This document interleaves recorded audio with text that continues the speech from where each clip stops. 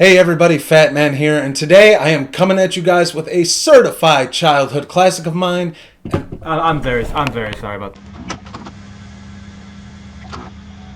Hey everybody, Fat Man here, and today I am coming at you with a certified childhood classic of mine, and that is Xiaolin Showdown. Created by Christy Hui for Kids WB, yeah, that's a blast from the past. The power of the dragon is coming. Xiaolin Showdown, premiering in November on Kids WB. Xiaolin Showdown premiered in November of 2003 and ran for 3 seasons and 52 episodes before bowing out in May of 2006. When I tell you I love this show, I am underselling it. I adore this series. This show, hell, this entire programming block was such an integral part of my youth. This was a 9-year-old fat man sitting in his Digimon pajamas at 7 in the morning, waiting for new episodes of Xiaolin Showdown, Yu-Gi-Oh!, and Pokemon Advanced. This was peak. And Xiaolin Showdown is a series that captures much of what I love about cartoons of this era. While generally aimed at a younger demographic, shows like these were able to tell an engaging story with high stakes and darker undertones, while still retaining a lighthearted vibe so children wouldn't be too overwhelmed while viewing. The action isn't super violent, but it doesn't need to be due to how well it's choreographed. The humor can be a bit juvenile, but I was laughing out loud several times an episode, and in case you couldn't tell, I'm not a kid anymore, I'm 30 now. Stop it.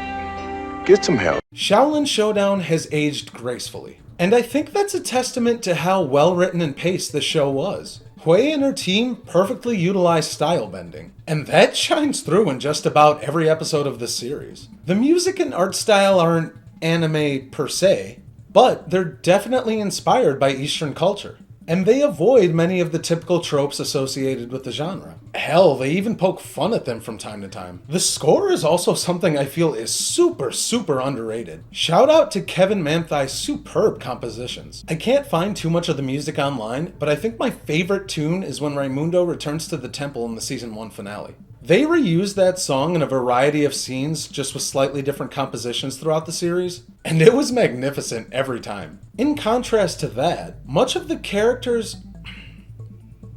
humor and character personalities are drawn from Western culture, and this all just gels so well together. I'm surprised that more cartoons don't attempt this style. Continuing on from that, the characters are top notch. I am not exaggerating when I say that these characters are some of my all-time favorites. This is aided immensely by the fact that the voice cast is full of legends. If you were building a team of Avengers using voice actors, the 4 voices of the Shaolin monks would be included. This cast is A-Leaguer after A-Leaguer, and if you've seen my videos, you already know how we do this here. Front and center, we have Omi, the Shaolin Dragon of Water, voiced by Tara Strong. I swear to you, I am not purposefully selecting Tara Strong shows to review. The woman is just in 8 out of 10 animated properties. The fact that this is the 3rd Tara Strong show in a row from me is just probability at work.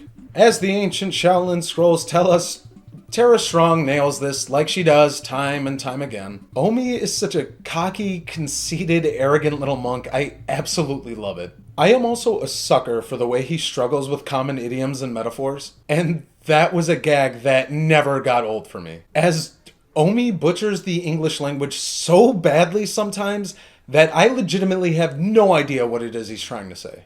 Yes! In your head, Raimundo! In your face. Tuck to my fingers.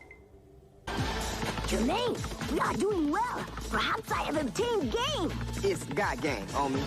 Not so fast, Spicer. He who is last to be laughing laughs most loudly. What Omi did to that sentence is what we're gonna do to you. Why bother? I have no idea where we should go. I am like the blonde leading the blonde. I think you mean the blind leading the blind. And Tiger Claws in a Shaolin Showdown. Let us remove the lead. Get the lead out. That too. Hey, this could be a pretty cool ride. Jojo, keep your ears on the game. Omi, you gotta be doing that on purpose. The jig is down. You're at the top of your rope. Spoon over that woo.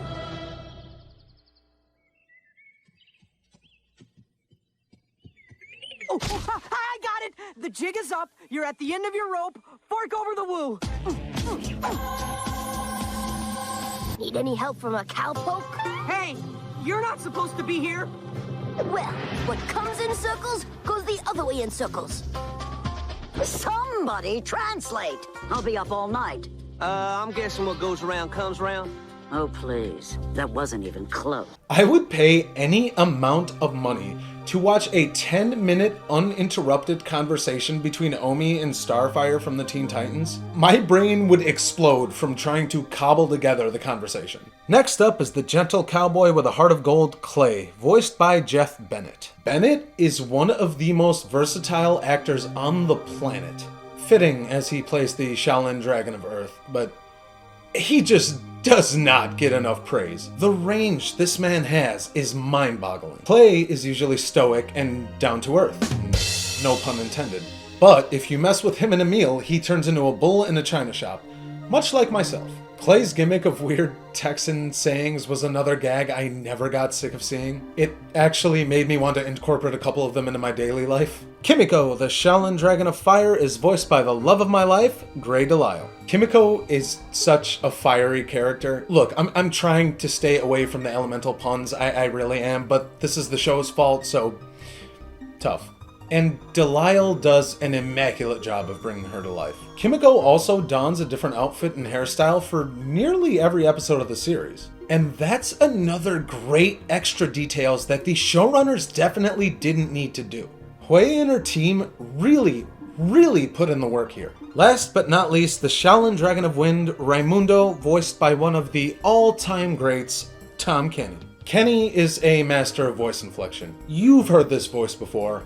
I've heard this voice before. This is essentially just Spyro the Dragon, and yes, he played Spyro the Dragon to save you that comment. But there are not many actors in the world that can nail pitch and delivery in the way that Tom Kenny can. Raimundo is also my favorite of the monks and my second favorite character across the series. He's brash and a little arrogant. He has his head in the clouds sometimes, and he's prone to rash decision making. But all of that makes him the perfect vessel for some of the best story arcs found across Xiaolin Showdown. The four monks are gathered to the Xiaolin Temple by Master Feng and shape-shifting guardian dragon Dojo, voiced by... Hello, Newman. I mean, Wayne Knight. I like Wayne Knight, I really do. But Dojo is here for like the really little kids. The performance itself is fantastic. It's more so an issue with the material he's given from time to time. Every once in a while, Dojo can get a legitimate laugh, but many of his visual gags come from gross out humor, and there are times when I could swear they gave Wayne Knight zero direction in the recording booth and just told him to start riffing. Those moments are often the most egregious offenders to the humor, in my opinion. That being said, Dojo has far more good moments than he has bad, so I can let that little nitpick slide. He's also extremely useful considering he could detect Shengang Wu, so he's more than just pointless comic relief. Speaking of, the series centers around these ancient mystical objects called Shengang Wu, magical items each with their own unique powers. The name of the game is to hunt the Wu down and get to them before the evil Hail inside can get their mitts on them. The Shengang Wu as a framing device for the series is nothing short of genius. I've touched upon this before in one of my videos, but there are certain shows with this type of gimmick that will always keep you coming back to watch week after week, despite your varying opinion of like versus dislike of the series itself. The Shengang Wu are so interesting and creatively varied, so much so that even if you're not in love with the series, you'll come back and watch just to see what new Wu was introduced that week. Alright, and now that my typical Fat Man preamble is out of the way, there is a lot to cover, and I can't wait to dive in. With further ado, this is Xiaolin Showdown. Gong Yi Tung Pai! That means go.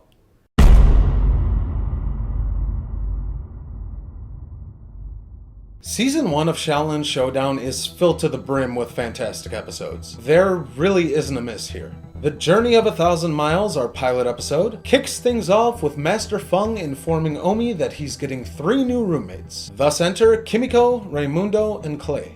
I love how awkward Omi is during this first encounter. And the dynamic of him growing up as a sheltered monk juxtaposed with the other 3's more worldly personalities is so much fun to watch. The reveal at episode's end that Master Feng bought the three here to teach Omi, and not vice versa as Omi thought, is also fantastic.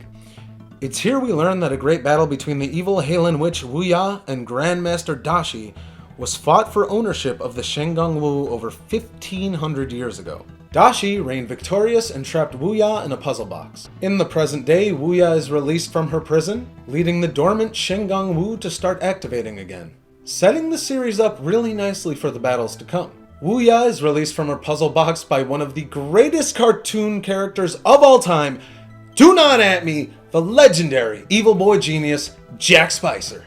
Remember when I said that Raimundo was my second favorite character across Xiaolin Showdown? Well, Jack Spicer is the first. I mean, come on, how can he not be? This dollar store goth is a scene stealer, and Danny Cooksey is absolute perfection in this role.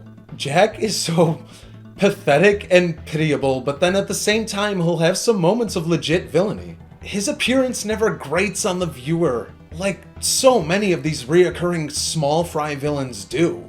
Wuya is easily established as the bigger threat, there's no doubt about that, but I bought this concert ticket to see Jack Spicer. The laughs, the screams, the pathetic little whimpers, the gloating, his absolute surprise when he does something right for a change. The shtick never gets old with Jack. Really? You've got nothing? All this time I thought you were these amazing Shaolin geniuses. But you're just as lame as I am.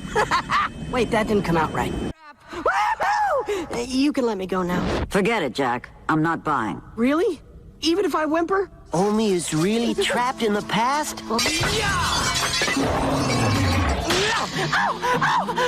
Little help here, please?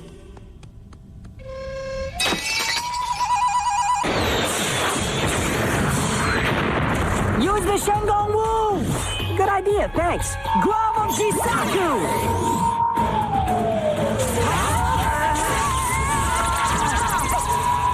Brilliant, Jack. For once you did something right. You know, an evil genius could take that the wrong way. Jack, stop playing with your dolls. I just sensed that a Shenggong Wu has revealed itself.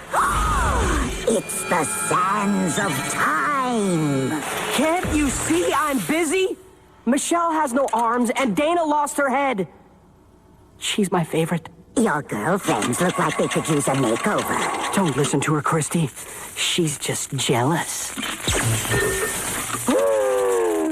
The second he is on screen, I am preemptively grinning from ear to ear and waiting with bated breath to see what nonsense he has for us this week. I also didn't mean to discount Susan Silo as Wuya because she is absolutely phenomenal as well. She sells the threatening and evil angle superbly, as well as whatever weird stepmom dynamic she has with Jack.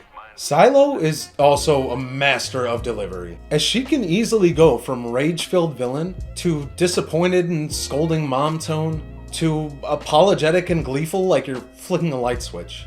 As Wuya is just a disembodied ghost, she recruits Jack Spicer to help her gather the Shenggong Wu, and the two of them pit themselves against the 4 Shaolin monks. One final detail of note, I do want to talk about the series' titular battles. A Xiaolin Showdown occurs when 2 or more people touch a Shenggong Wu at the same time, leading us into our central conflict of the series. At such time, a showdown is declared and each player wagers a Shenggong Wu against the other, the winner receiving both the newly activated Wu as well as the other players. The challenges can pretty much be anything, but typically they boil down to some kind of race to the Shenggong Wu. When a showdown is declared, the terrain around our players changes shape and structure and becomes significantly more deadly, transforming even a basketball game into a life-risking endeavor. All of the showdowns are super creative. I seriously didn't spot a dull one throughout my whole watch-through of the series. And I really enjoy the grandeur they're presented with. Some showdowns even utilize some light CGI, and for the most part they hold up surprisingly well for a show made in the early 2000s. Many of the episodes go down exactly the way I sound from the way I just described them. A new Shenggong Wu activates, the Xiaolin side and the monks race to it, and a showdown ensues. I know this makes it sound like the series can go formulaic or stale fairly quickly, but to be honest, they do a pretty fantastic job of keeping you on your toes, as it's not always clear who's gonna win. Heck, Jack and the Xiaolin side tally up a pretty fair amount of wins throughout the series' run. The series also avoids becoming stagnant due to just how well these characters are written and how creative these showdowns are. I can kind of see why some viewers may tire of it, but I personally never did. As I said up top, the first season is jam-packed with classic episodes. Tangled Web, Shenyi Bu Dare, The Ring of the Nine Dragons. These are all super tight episodes, and I really enjoy the reoccurring theme of the monks getting their butts kicked very early on. In every episode I just mentioned, one of the monks loses a showdown and has to learn their lesson the hard way. Royal Rumble is also another huge personal favorite of mine for this season, possibly my favorite episode of it. The animation on Wuya and Dojo as they each simultaneously detect 4 different Shengang Wu activating is excellent, and I really enjoyed watching each monk venture off on their own to try to grab a different Shengang Wu. All of the monks, with the exception of Omi, lose their respective showdown and in turn are captured by the Xiaolin side. Omi mounts a rescue mission and is able to rescue the other monks, and the team learns a valuable lesson about using their individual strengths as one. Another point worth mentioning, nearly every single episode features a sort of moral or life lesson. And, well, a couple of instances can be a tad cliche. I more so admire the execution of these lessons. They never come off ham-fisted, and the episode's plot is usually crafted around them lovingly and carefully, which prevents them from sounding preachy. With the season finale in sight, we kick off with the penultimate episode, Mala Mala Zhang. We open on the monks losing a showdown to Jack and Wuya over the mysterious Shengang Wu, the Heart of Zhang. It isn't really communicated to the viewer or the monks what the Heart of Zhang does, but the show highlights this perfectly by utilizing Master Feng's reaction. In any case where the monks do lose a showdown, Master Feng is usually unflinching and stoic, choosing to offer his sage advice and directing the monks in how to do better as opposed to scolding them for losing a Shengang Wu. In this case, however, his face fills with dread, and this is legitimately the liveliest we've seen him all season. He reveals that Wu Ya's goal is to create the titular Mala Mala Zhang, a flame demon composed of several different Shengang Wu that could bring about the end of the world as we know it. Master Feng instructs the monks to take the Wu and flee the temple, with Raimundo insisting that he stay back and help fight alongside Master Feng. Raimundo obliges and eventually flees with the other monks to a hidden mountainside cave. Tired of waiting around, however, Raimundo foolishly returns to the temple and loses a battle to Mala, unintentionally revealing the monks' hiding spot to Wuya in the process. Omi devises a clever battle plan utilizing the Golden Tiger Claws, while Kimiko and Clay run a distraction and Mala is eventually defeated. A proud Master Feng promotes Omi, Kimiko, and Clay to the next level, that being the level of Xiaolin Apprentice, but claims that Raimundo is not yet ready. An angry Raimundo leaves the temple while a conniving Wuya skulks in the background, ready to set her new evil plan in motion. The final episode this season, In the Flesh, is when things get real. Master Feng begins to teach the apprentices new techniques utilizing their elemental Shengang Wu, while Raimundo impatiently waits around in the background. A bored Raimundo leaves the temple and is intercepted by none other than Wuya, who promises him everything his heart desires as long as he pledges his loyalty to her. She then instructs him to break into the temple and steal the serpent's tail. I really love how this last scene plays out. Omi's realization that Raimundo has legitimately betrayed the monks is sort of heartbreaking. And Dojo's delivery when he realizes exactly why Raimundo specifically stole that one single Shengang Wu is gold. Using the reversing mirror in conjunction with the serpent's tail can return Wuya to her human form, a world-ending event that hasn't occurred in 1500 years. The last shot of this episode sets us up on top of a mountain with the names of said Shengang Wu being shouted out into the night air, before receiving a very quick shot of Wuya's human form engulfed in flames, as this season comes to a close. I'm a huge fan of these final 2 episodes as it ties back to what I was saying at the beginning of this video. Xiaolin Showdown, despite the fast-paced action and excellent character work, was never a super dark show. But here, the stakes are established clearly and dramatically. And Wuya's return to human form, as well as Mala Mala Zhang's creation, provide some of the grittier art direction and themes found throughout the entire series. The way that Xiaolin Showdown can balance the levity and humor of a series that's aimed at a younger demographic, and then just up the ante to enrich its universe, with the gripping and perilous story arc does not get enough praise. Due to the way Hui and her team have established their work, this tone shift never feels forced or out of nowhere. Naturally, there has to be some sort of ramp up, as you can't just show these characters feuding over Shengang Wu every week with no proper escalation point, as that would grow very stale very quickly. At the same time, if you lean too far into that, the show risks losing its identity and the tone shift would just feel jarring. I think they strike a perfect balance that serves to elevate the story they're trying to tell without losing the general tone, even when things do start to wind down and we do return to business as usual. I also really enjoy how this arc spills over into the premiere of Season 2. Something as dire as Wuya returning to human form after 1500 years should not be sidelined to a single episode. Season 1 is an extremely strong outing for Xiaolin Showdown. The combat and showdowns are high-level entertainment and are choreographed superbly. The characters are written incredibly well, and that works in harmony with the strength of their personal stories, which do manage to retain their lighter tone without fear of diving deeper or going darker. I feel like 13 episodes was the perfect amount for a show like this, as it lets the show dabble with a bit of an overarching story while keeping up with its week-to-week Shengang Wu hunting shenanigans. And then Season 2 happens and kind of throws a wrench into all of that.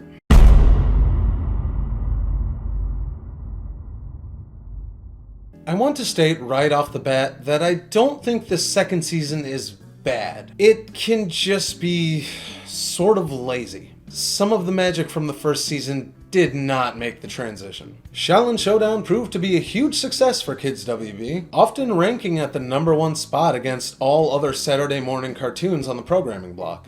Because money talks, WB ordered a second season but doubled the episode count to 26. A move that, while it does make sense, I'm personally not a huge fan of.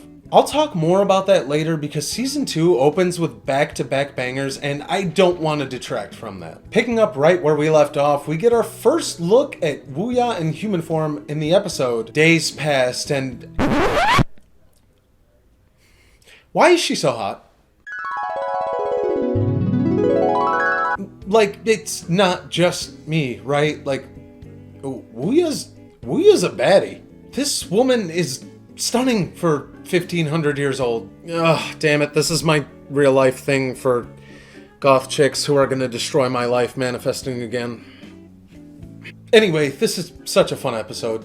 The gang decides that the only way to properly defeat Wuya is to trap her in a puzzle box. The problem being is that Grandmaster Dashi was the only one who ever knew how to make those. The monks team up with Jack Spicer, who coincidentally happens to be working on a time machine. I live for moments where Jack teams up with the monks. It's generally some of the funniest writing the series has to offer. I also got a big laugh out of how quickly Kimiko solves the power supply problem for the time machine. Omi decides to travel back in time while the rest of the monks and Jack keep Wuya busy, and soon comes face to face with none other than Grandmaster Dashi. Dashi agrees to create another puzzle box for Omi, but only if Omi can beat him in a Shengang Wu showdown. This may legit be my favorite showdown in the series. Dashi himself is just such a fantastic character amidst a sea of already pretty fantastic characters. I really wish the series was able to do more with him, though obviously I understand why they couldn't. The second Dashi speaks, the wisdom he has is expertly communicated to the viewer. I fully bought this man being a grandmaster without me having to physically see him do anything. He's smart without being condescending. He's funny without being too over the top.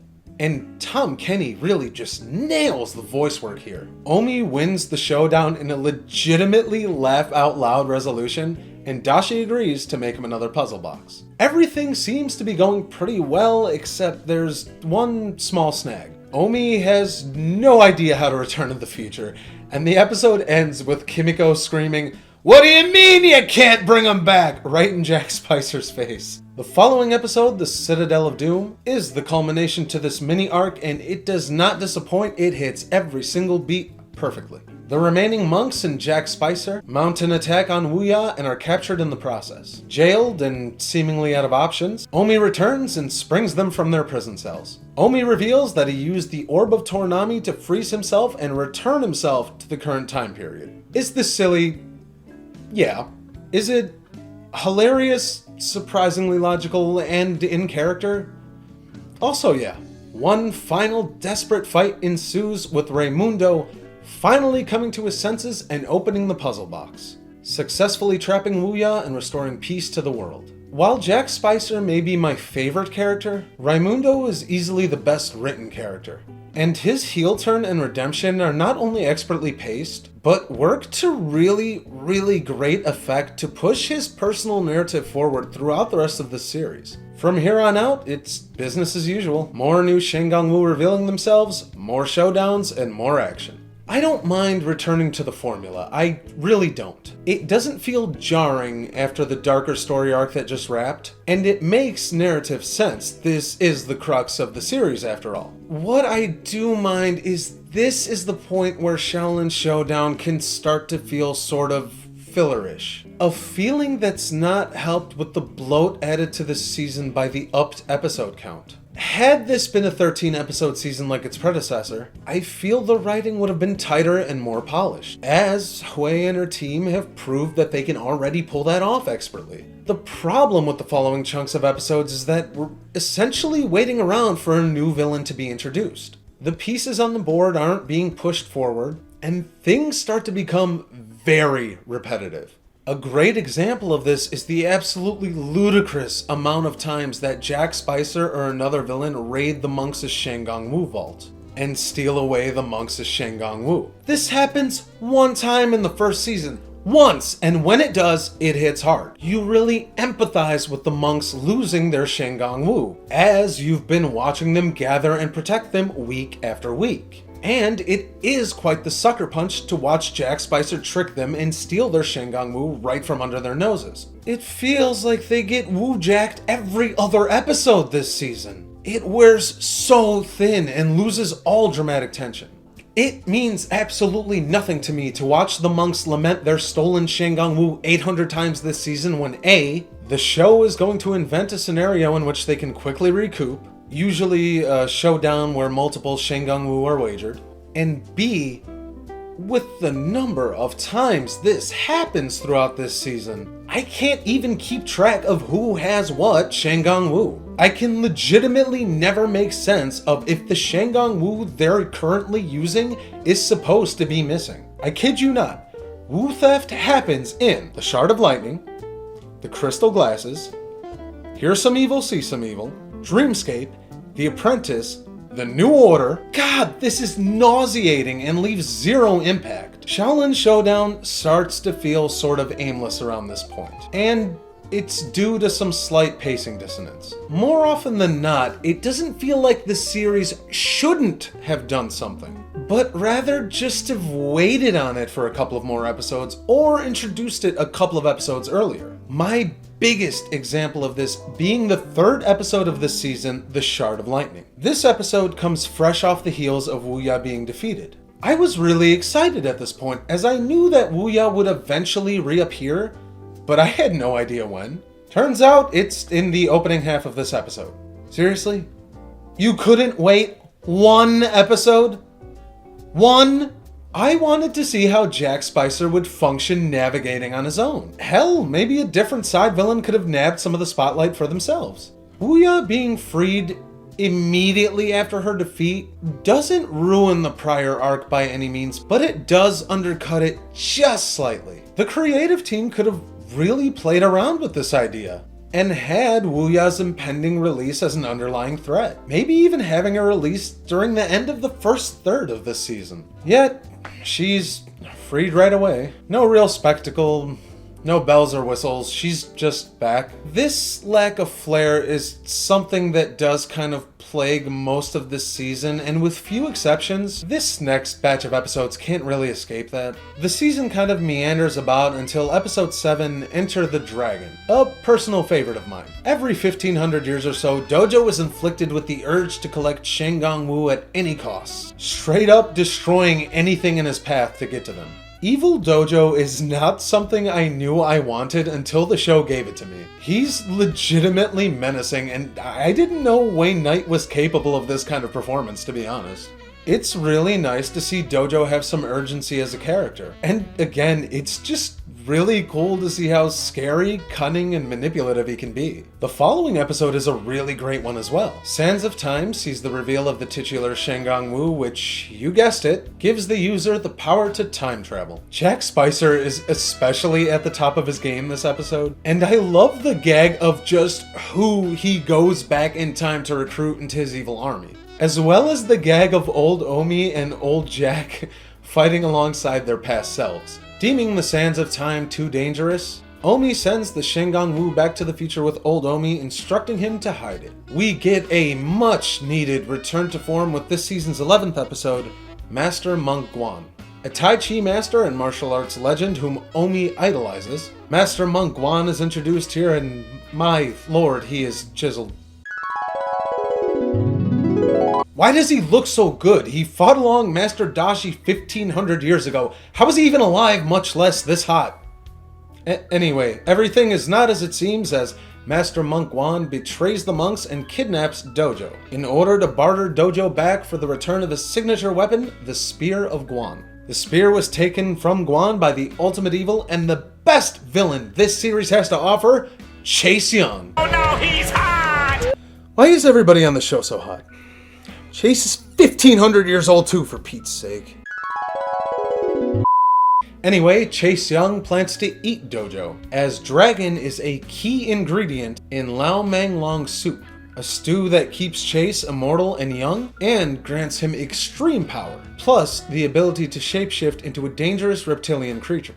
Chase Young is my favorite villain across the series, no shade to Jack Spicer. He's menacing, no nonsense, and a powerhouse. The monks are ever really only able to actually overpower him a handful of times. He's cold and calculating, but at the same time, he does often honor his word and chooses to battle using his martial arts rather than Shengang Wu, which he claims are useless to him. Jason Marsden really kills it in this role. And I didn't think an evil Max Goof could be so threatening, but I was wrong. I'm totally not biased because he voices one of my favorite Fallout New Vegas companions either. Marsden has just always done incredible work. The monks arrive to rescue Dojo and Guan steps in to redeem himself. He challenges Chase to a battle for Dojo's freedom, and the ensuing fight is one of the most creatively choreographed and visually entertaining battles across the series. I am loving every second of this. I would have actually really liked to see a few more battles that didn't utilize Shengang Wu, but what we do get here is pretty great. Guan wins the battle and gives his spear to Omi, and we close this episode out watching Chase developing a new, as of yet unknown, evil plot. Then we get another smattering of mostly fillerish episodes. This is exactly what I was griping about earlier with the pacing. I enjoyed everything they did with Master Monk Guan, and I think Chase Young's introduction is timed perfectly. But why not have introduced Master Monk Guan earlier in the season?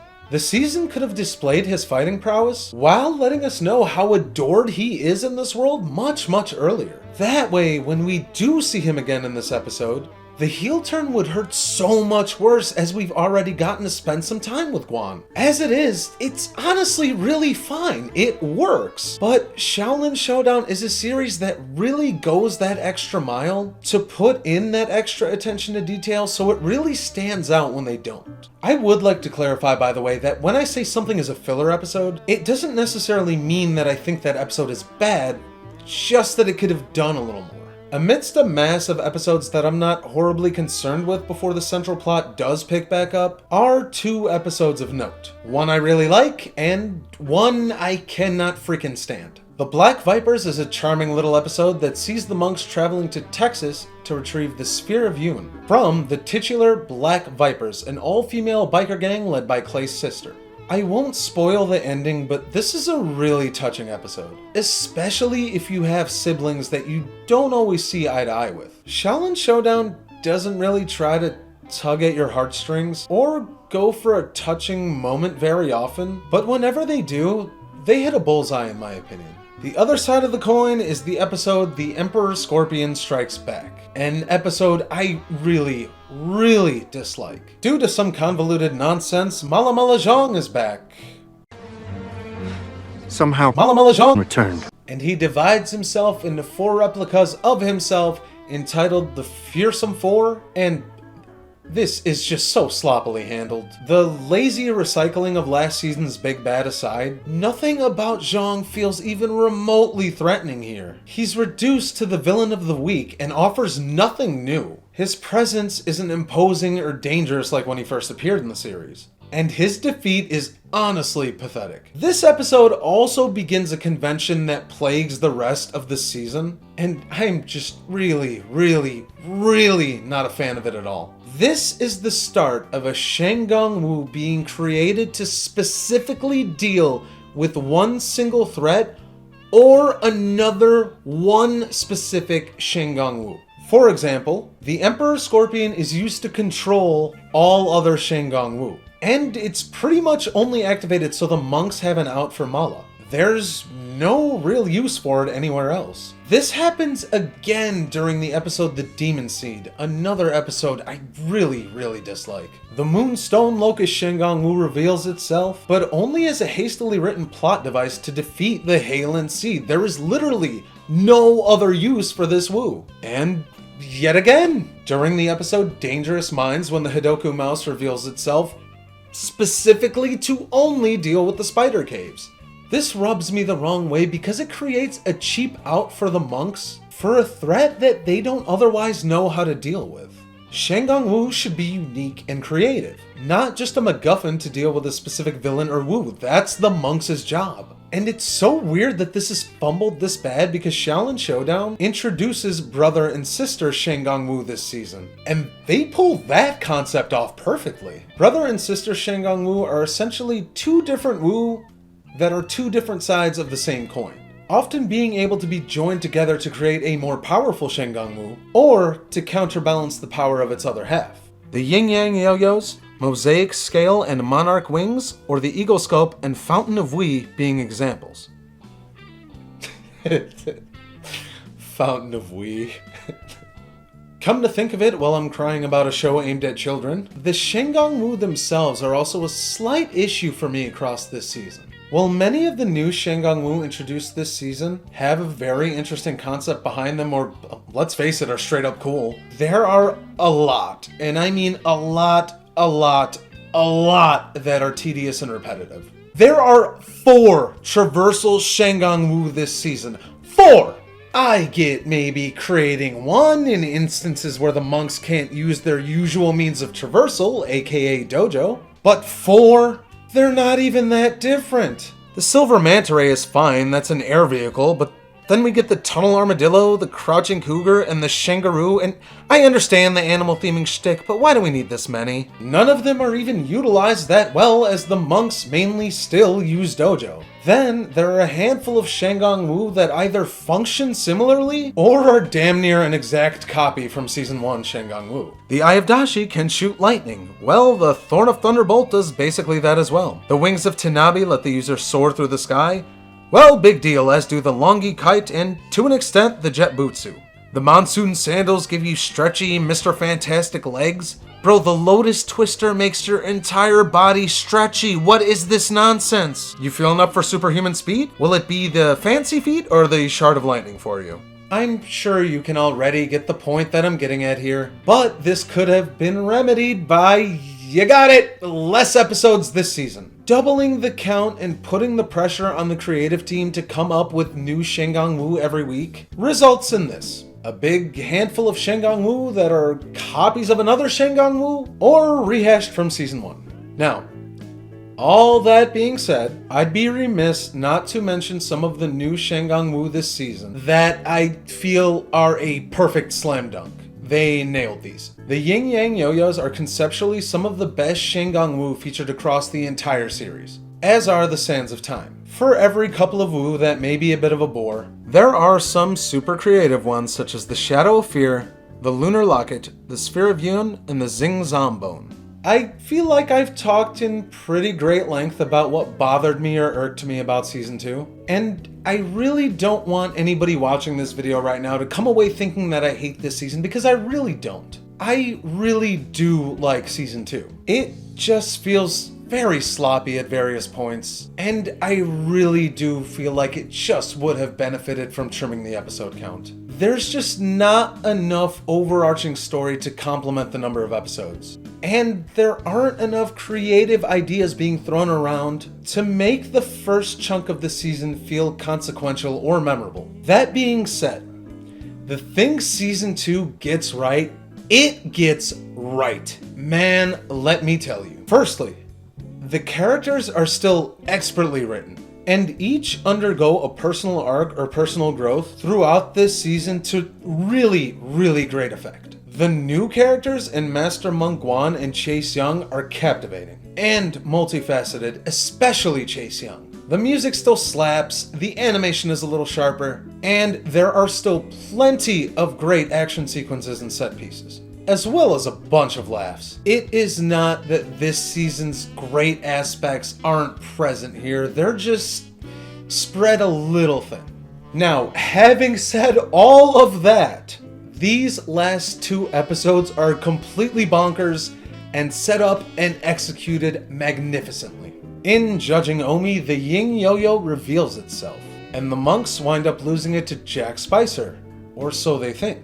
Chase Young has been plotting since we met him back in episode 11, and he's deviously planned to recruit Omi to the Xiaolin side, viewing him as the biggest threat amongst the monks. This is a little detail I love, and another fantastic example of the perfect attention to detail by Hui and her team. Nearly every time Chase Young resurfaces after his initial appearance, he says or does something to either help Omi or have Omi help him. Throughout this season, Chase has been moving his chess pieces along, teaching Omi new fighting techniques such as Repulse the Monkey, and Omi, for the most part, has returned the favor, even helping to free Chase Young when Jack Spicer trapped him in the Sphere of Yun. Omi's been facing this sort of moral tug-of-war since meeting Chase, with Omi often questioning Chase's intentions and wondering whether he's truly fully evil. Chase, juxtaposing that, has been stoking Omi's ego as well as his thirst to be the best, in an effort to entice an evil side he believes lives in the monk. It's been a seriously interesting back and forth to watch in the latter half of this season. And frankly, it's been executed to perfection, and it all culminates excellently here. Amidst the chaos leading to the Yin Yo-Yo's reveal, Chase swaps the real Shenggong Wu for a fake. He later sneaks into the Xiaolin Temple and sends Master Feng to the Yin Yang world, a bizarre alternate dimension that operates under its own laws of physics, where seemingly anything can happen, and can only be accessed with the Yin or Yang Yo-Yos. Chase frames Jack Spicer for the crime and tricks Omi into entering the Yin Yang world alone to save Master Feng. Omi, believing Chase Young to be the only one that has faith in him, single-handedly rescues Master Feng and returns from the Yin Yang world. Unbeknownst to the monks, however, anyone entering the Yin Yang world only possessing one of the Yo-Yo Shenggong Wu, instead of having them both on their person, loses half themselves upon re-entering the real world. As Omi enters the Yin Yang world on the side of good with only one of the Yo-Yos, he re-emerges as an evil warrior and takes his place at Chase Young's side as his apprentice. My god, I love evil Omi. He's so hyper and focused exclusively on violence. It clashes really well with his naive and eager good side. The next episode, Saving Omi, sees the remaining monks formulating a plan to rescue Omi and Master Feng, who's been trapped in a meditative state since being rescued by Omi. The monks then learn that it was really Chase Young who kidnapped Master Feng. Meanwhile, Omi swears his loyalty to Chase Young and breaks into the Xiaolin Temple to steal the Serpent's Tail and the Reversing Mirror. Guess where this is going? That's right, Wu Ya returns to her human form once again. It's not done with as much grandeur, but she's really hot, so I'm gonna not nitpick that. The monks then learn that traveling to the yin-yang world possessing only one of the yin or yang yo-yos leaves the user's good chi trapped there, or vice versa if the user is evil. Master Feng had realized this upon being kidnapped and purposely put himself in this meditative state. Dojo suddenly remembers that he stashed the yang yo-yo away in the yin-yang world itself, and the monks launch an attack on Chase's stronghold to steal the yin yo-yo back.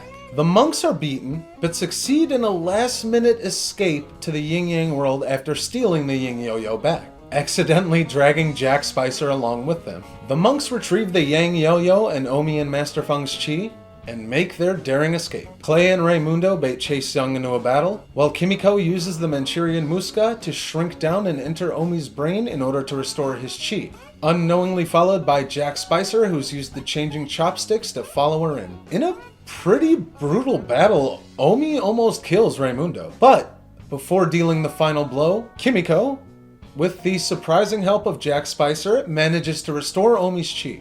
It's explained that since Jack had the reversing mirror in his pocket when entering the yin-yang world, he is now good, and there are fewer things in this universe that release more dopamine in my brain than good Jack Spicer. The reunited monks, Dojo and Jack, launch a futile attack against Chase Young, who has them outclassed in pretty much every single way. Omi, being a monk of his word, recalls that he swore his loyalty to Chase Young, and instructs the other monks to stand down, as he chooses to honor his word and remain at Chase Young's side. Omi is transformed into a cat and joins the rest of Chase Young's Jungle Cat army, revealing that all of the Jungle Cats who serve him are transformed warriors whose souls Chase owns. That very last shot of Dojo flying everyone away to safety while Omi gets transformed guts me every single time. Especially when we see Raimundo taking one last glance back as tears fall from his eyes. It's such a powerful and effective shot. And this is one of the most depressing notes that any episode of Xiaolin Showdown ends on. Clearly, I'm of a mixed mind on Season 2, but I've already picked apart the bad, so I'd like to focus on what it does right before venturing into Season 3. This season starts and ends with an undeniable bang, with the 2 opening and 2 closing episodes firing on all cylinders, and really exemplifying just why this series is so fantastic to me. The introduction and utilization of Chase Young is nothing short of perfection, and at least to me, he is easily the most intriguing villain of this series. Jack Spicer is as fantastic as always, and Wuya, well, still fine, is mostly sidelined. But Susan Silo is still giving a fantastic 100% performance here, so I'd rather have Wuya than not. I actively admire that the showrunners don't even attempt to have her outshine Chase Young, which definitely would have been a disservice to both characters. The character work itself is still showing up in spades and delivering every single time, especially when it comes to Raimundo and Omi, though Clay and Kimiko do get some mini arcs of their own to shine. This season was just in desperate need of a self-edit, I think. The writing and pacing, as well as some of the new Shengang Wu introduced, felt like a creative team suffering burnout at points. Hui and her team have more than earned my trust, as they generally do fantastic work. But it did feel, to me at least, that they were very overwhelmed at various points of this season. In the face of what this season gets right though, I can forgive it, and I can still easily recommend this show. Finally, there's one other subtle little thing that's established this season that holds for the rest of the series' run, and I really adore this little detail. That would be the power scaling. In this season's 5th episode, Panda Town, Raimundo is promoted to Shaolin Apprentice, finally, and the monks learn a new move dubbed the Dragon X Kumai Formation. It seems like an increasingly small detail, but again, and I will say it again because they deserve to hear it, Hui and her team are masters at the smaller attention to detail stuff. And it's moments like these where you can really feel them go that extra mile. The monks' new powers and abilities throughout the entire show are paced out pretty perfectly in my opinion. They never feel unearned, they never feel overwhelming, and in just about every situation, whether it's Wudai weapons, elemental Shengang Wu, or new formations, there's always an established learning curve, so it never feels like a random video game power-up. So I really enjoyed that.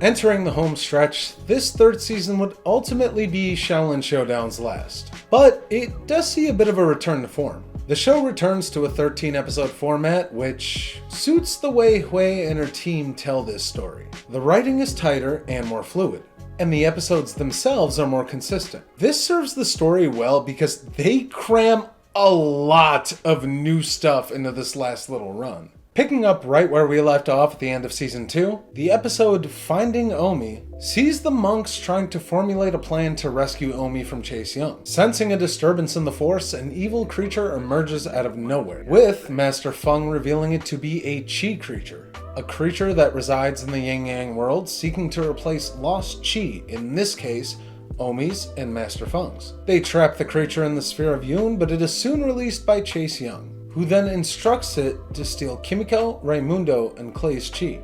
The monster succeeds, leading Good Jack to enter the Yin-Yang world to retrieve the monk's Qi, splitting himself with the Ring of the Nine Dragons in order to do so. Why is the goodbye between Dojo and Good Jack so heartfelt? Goodbye, sweet prince. I too will miss Good Jack. Jack succeeds in return with the monk's Qi in hand, as well as him reverting back to his evil self. Dojo, having predicted this, traps Jack Spicer in the Sphere of Yun and restores the monk's Qi. They challenge Chase to one final Xiaolin Showdown for Omi's freedom, and they just barely succeed. The monks happily reunite, and Master Feng is so proud, he moves them all up to the next level of Wudai Warrior. This episode isn't as grand as previous cliffhangers have been, but it's to the point and still very, very entertaining to watch. Funnily enough, much of Season 3 is actually very direct, and it is a nice breather after the overbloated second season. There's almost a weird de-emphasis on Shenggong Wu, opting instead to focus on the new level of martial arts that the monks have achieved, and I like that. When the monks elevated to apprentices, not a metric butt ton of stuff changed.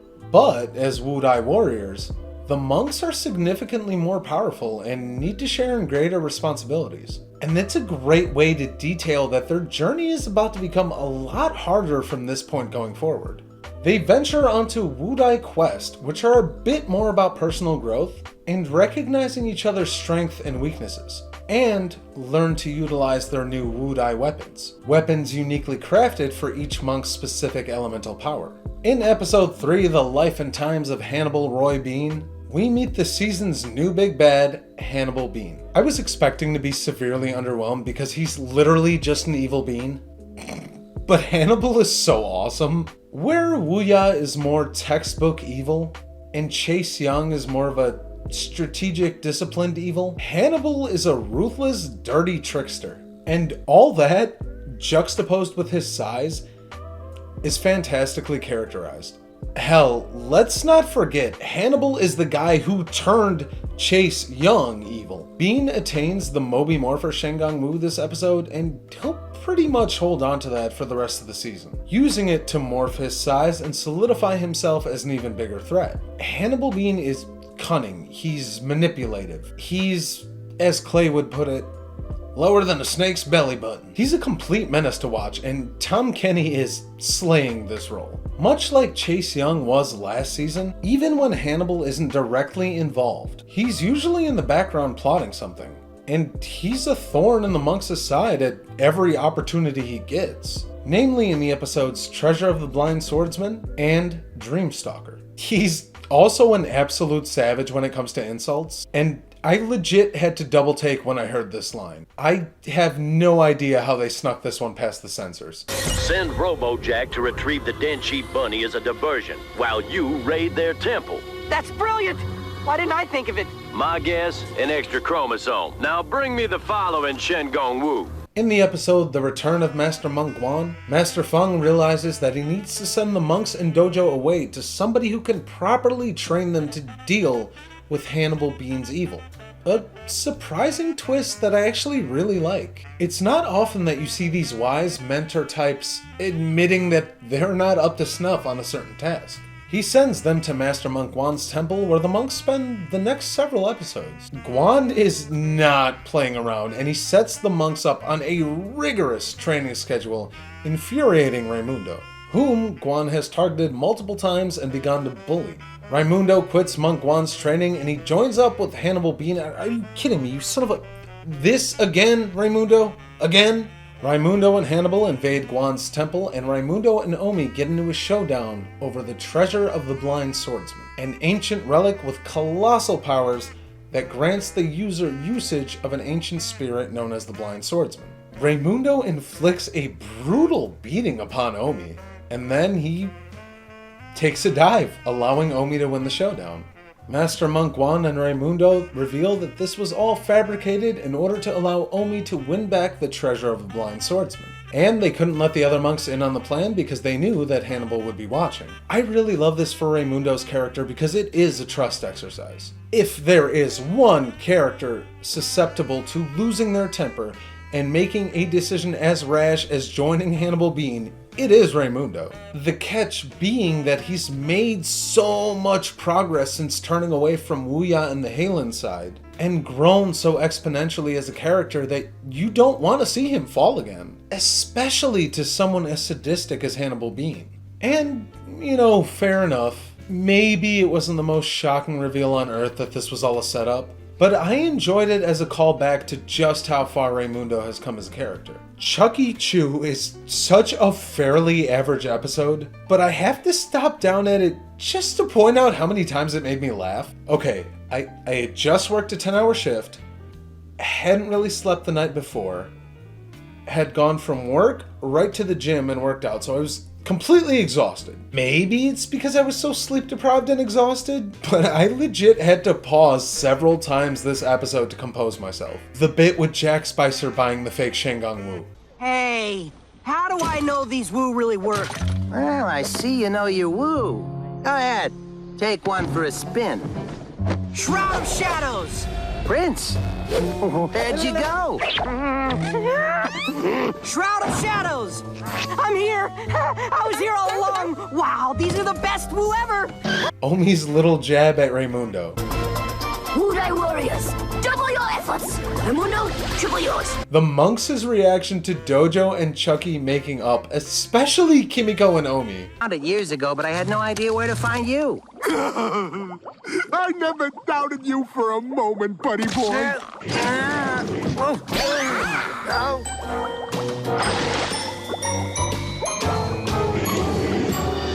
All kept beautifully off by Raimundo finally calling Omi out on his butchering of the English language. Dojo, keep your ears on the game! Homie, you gotta be doing that on purpose.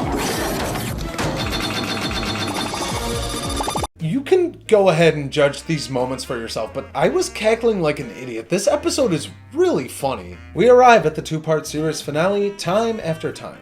Master Feng reveals that the time has come to select one and just one of the monks to become the leader of the rest of the pack and rise to the mighty level of Shoku Warrior. He assigns the monks to take a personal quest of their own choosing, and Omi commits to traveling back in time to prevent Chase Young from ever becoming evil. Omi comes to the conclusion that to do this he would need the Sands of Time, and freezes himself using the Orb of Tournami. A nice callback to Season 1. He freezes himself for 80 years to jump forward through time and ask old Omi where he hid the Sands of Time. This is such a perfect setup, because in his overeagerness, Omi has not seen the obvious flaw in this plan. When he froze himself to go forward in time to the present age back in Season 1, he was merely catching up to where he should be. When he does so now, he's removing himself from the timeline, and creating sort of a time paradox. There will be no old Omi to greet him as this Omi never grows up. Omi thaws out 80 years later to see that in his absence, Jack Spicer has conquered the world. Omi is captured and thrown into prison where he meets older versions of Kimiko, Raimundo, and Clay, revealing Kimiko to have been chosen as the monks' leader in this timeline. The team agrees to one final fight with Jack Spicer, aiding Omi into breaking into Jack's vault to steal the Sands of Time. I absolutely love the gag of the save combo being 1, 2, 3, and Jack still having to write that down on a post-it note and put it on the side of the vault. Never change, Jack Spicer. Never change. Omi does succeed, but Jack Spicer catches up to them, preparing to deal the death blow to Kimiko, Raimundo, and Clay. A heartbroken Omi is paralyzed with fear and can do nothing but watch on.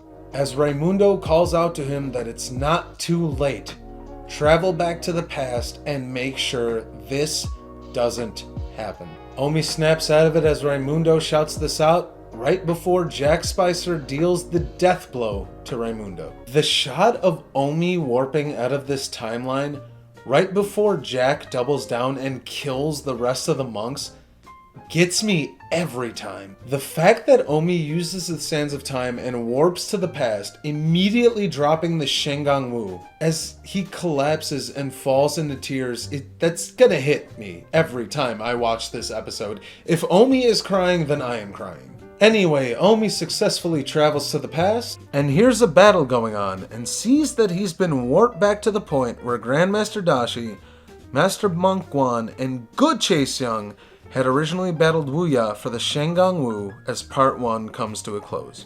So I'll be honest, I'm generally not a fan of time travel, but Xiaolin Showdown has established how this works as early as season 1, and to their credit, they commit to that. They never break or challenge the preconceived conventions of time travel. It's easy to follow and it's written consistently, giving it the perfect grandeur for a series finale. The writing also is allowed to show a lot of different scenarios that Omi could achieve. And it's a very smart move to not have it solely focused on one single reality. If you're going to do time travel, you may as well give me as much different scenarios as you possibly can. Part 2 sees Omi joining the battle and helping to trap Wuya in the puzzle box. He spars with a pre-Xiaolin Chase Young, and Chase comments that he feels as if he knows Omi. Hannibal Bean arrives and attempts to manipulate Chase Young into drinking a bowl of Lao Mang Long soup, the original catalyst that turned Chase evil. Chase does accept the soup, but he refuses to drink it, opting instead to debate if he wants to join the evil side or remain good. Omi swaps the bowl with pea soup, and upon drinking it, Chase confronts Hannibal and lambasts him for his deception. Chase then chooses to throw the bowl of soup back in Hannibal's face and remain on the side of good. A satisfied Omi uses the sands of time to return to the future, believing he's returning to a world without evil in it. I really enjoyed getting a little more lore into this battle here, as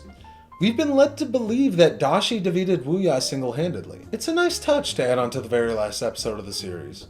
Omi arrives back in the present day at the temple, only to be attacked by an evil version of Master Monk Guan, aided by Hannibal Bean and a fully restored human version of Wuya. The villains destroy the sands of time, but before they can deal the death blow to Omi, he is rescued by none other than a good Chase Young. Chase reveals that he and the other monks have been living on a secluded farm, with Clay having become the leader in this timeline. Omi reunites with the other monks and... oh my god! Good Jack is here! Good Jack Spicer is back.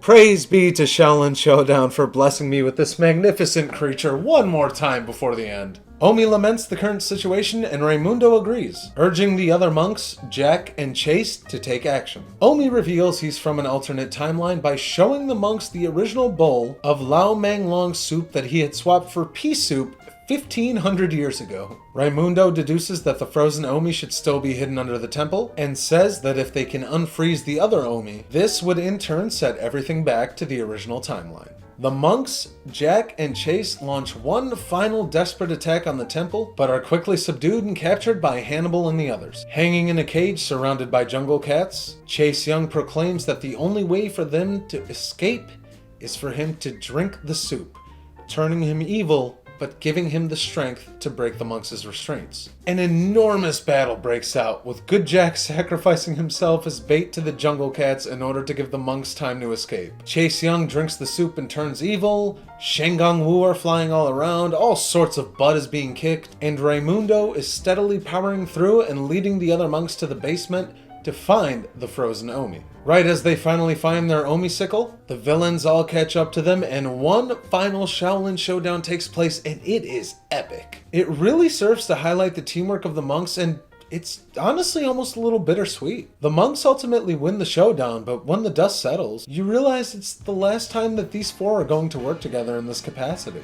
Raimundo in particular takes a thrashing, but he really comes through, as he succeeds in releasing the frozen Omi and the timeline begins to reset. The four monks reappear in the present day in front of Master Feng, as he proclaims, "I hope you've learned something from your quest. As I told you, a leader would rise from this quest, and now, one has. Raimundo's robes begin to glow and transform, signifying him as the rightful leader and the sole chosen Shoku warrior. Kimiko and Clay cheer for their new leader, and a disappointed Omi brings his head to the ground and goes to stand aside Master Fun. As Raimundo begins to speak, Omi promptly cuts him off and smiles while bowing to Raimundo, setting his own pride aside and accepting Raimundo as the rightful leader of the Shaolin monks. An explosion is heard at the front of the temple as the monks run outside to witness what is pretty much their entire villain gallery waiting for them. The monks smile and Raimundo gleefully leads them into battle as the screen fades out and Xiaolin Showdown comes to an end. The choice to have Raimundo become the leader in the end is perfection, and for me, it's the right call. The finale tries to trick you a few times, showing you timelines where Kimiko and Clay have had their opportunities to become the leader, and it proxies Raimundo into it for the last half of this episode. For me personally, I don't think there's a character that deserves it more than Raimundo does. When you take the whole series under a scope and examine everything that the monks have been through, and Omi's kind of natural entitlement towards that role, or at least his assumption that it's gonna be him, it does often feel like the series is ultimately setting Omi up to become the leader. That's why the rug pull here was fantastic. After joining the evil side and being the last of the monks to rise to the apprentice level, Raimundo had to constantly and consistently prove that he did belong on the side of good and that he was chosen for a reason. He pushed past every challenge and stereotype that surrounded his character. In my opinion, he really rose to the occasion at every moment he possibly could after coming back to the side of good. And he straight up cemented his spot as a Shaolin warrior. Nobody deserves this more. Throughout the series, he's done all kinds of things. He's studied, he's learned, he's fixed his mistakes, and he was constantly proving that he wasn't just a lag behind everybody else. Raimundo was always putting in the work. And yeah, maybe I'm at a slight bias because he is my favorite monk rather, but you know what? Here, I don't think there's an argument you can make against Raimundo not earning it and just having him handed the title. My boys earned it. My friends, that was Xiaolin Showdown. Is it a perfect show?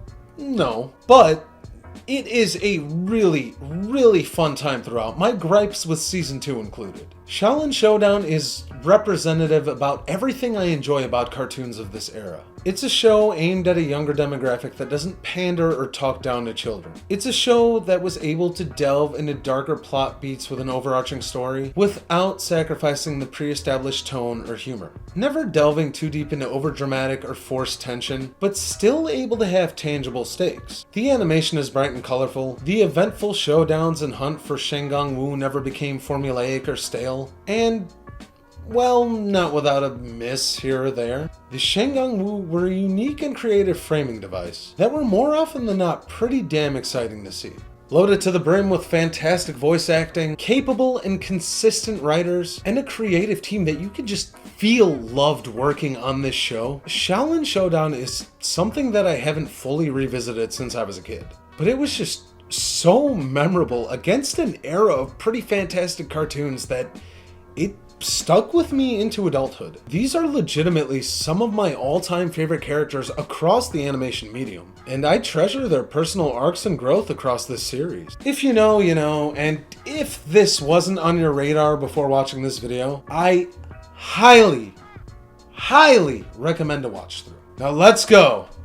Xiaolin Showdown! Alright everybody, that was it for me. I've been Fat Man. Thank you guys for watching. I know that was another long one.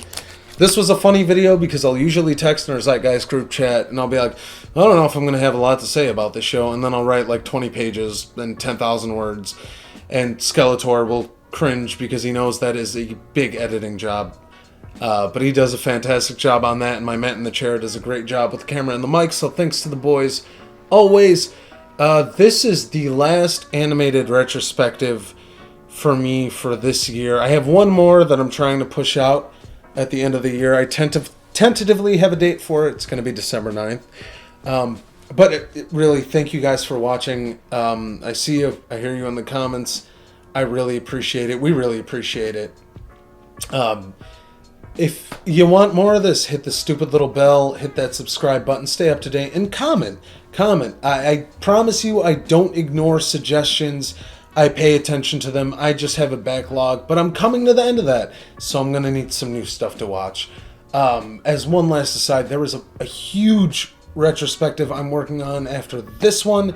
It's easily going to be the longest video I've ever done, so if you love hearing me talk, you're in luck, because this is going to be like 3 hours. If you hate hearing me talk, what are you doing here? There's only one hint, and one hint alone, that I'm going to give at the next one, and that is this.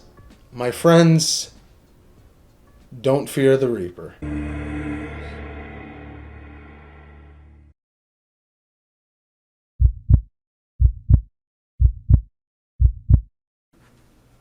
Good? Yes, I forgot my glass. But you're good. You're good. Do you need anything? No, I'm good right now. Alright. Thanks. Stay sexy. Always. They reuse that in a variety of scenes with different This cast is A-Leaguer after A-Leaguer, and if you know, I would pay, but if you mess with him, but if you get, it's here we learn that a great battle between the evil, I can kind of see why Tangled Web, Shenyibu, all the monks, with the exception of Omi, lose their respective showdown. Another point worth mentioning, nearly fudge. Master Feng instructs the monks. Dang it. Master Feng begins to teach the apprentices new element. Master Feng begins to teach the apprentices new techniques utilizing the. I almost had it that time. Master Feng begins to teach the apprentices new techniques utilizing the. Why can't I do this? She then instructs him. No, that was right. Why did I stutter? Picking up right where we left off, we get our first look at Wuya in human form. Ooh, that bitch be sexy. That's what I'm getting there. Why did they make her so hot? That's literally the next line. I also got a really big laugh out of how quickly Kimiko solves the a Tai Chi master and martial arts legend whom Omi. The series. Amidst a mass of. Brother and sister Shengang Wu are essentially two different Wu that are this. The Eye of Dashi can shoot lightning. Well, the Thorn of Thunderbolt does basically that as well. Ugh, hiccup. Do that line over again. Nearly every single time that Chase Young resurfaces after his initial. Nearly every single time that Chase Young resurfaces after his initial. Idiot, say the word right. Chase frames Jack Spicer for the front. Meanwhile, at the Hall of Justice. I'm autistic. This always happens when I trim my nose hair. There's, again, tissue right there. No, I'm clear. I'm clear. Can you also tilt that a little bit, like a straight-on view? Jesus Christ, you sound like a f***ing boar. Your beautiful, luscious hair. I wish I had. I'm so jealous. That's gonna make it into the bloopers. Look at face forwards. We don't have a makeup girl, but one of us will always step up, and yours is easy to do. Shut up! Revealing Kimiko to have been chosen as the. Revealing Kimiko to have.